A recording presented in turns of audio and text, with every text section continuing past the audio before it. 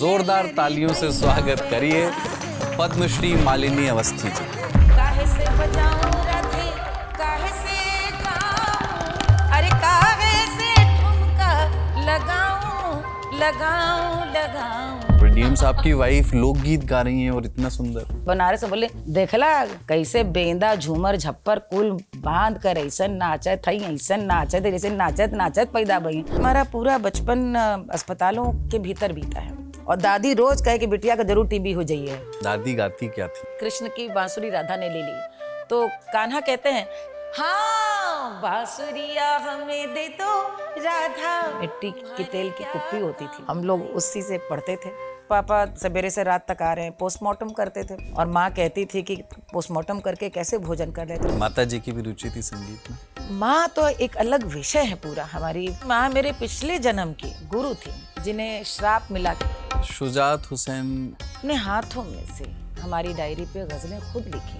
कौन सी गजल थी? और कोई नहीं और मेरा क्या मुकाम होना चाहिए, एक आला आर्टिस्ट किसे कहते हैं, वो राहत अली खान साहब से सीखने के बाद ही वो एक तस्वीर साफ हुई।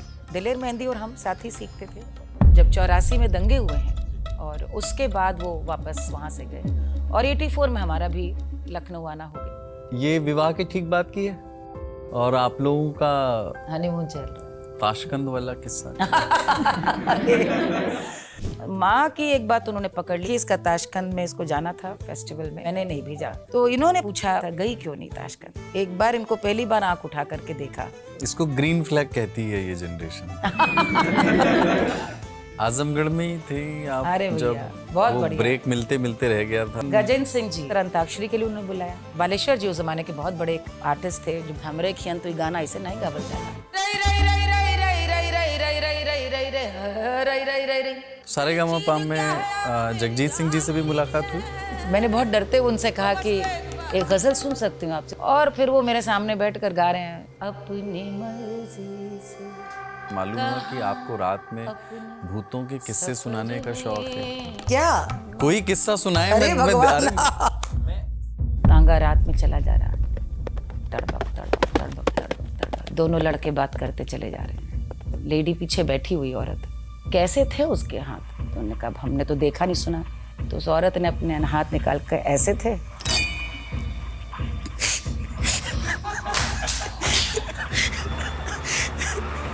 हाँ, मैं इसको 12 बजे के बाद नहीं सुनना चाहूंगा।